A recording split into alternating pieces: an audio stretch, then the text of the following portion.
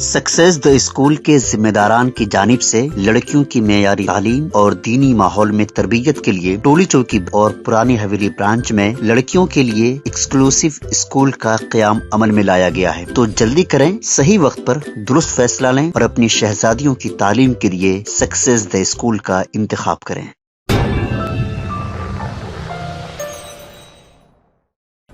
کانگریس حکومت کی جانب سے عوامی شکایات کی وصولی کے لیے قائم کردہ پرجا دربار کو انتخابی ضابطہ اخلاق کے نفاذ کے سبب عارضی طور پر بند کر دیا گیا ہے۔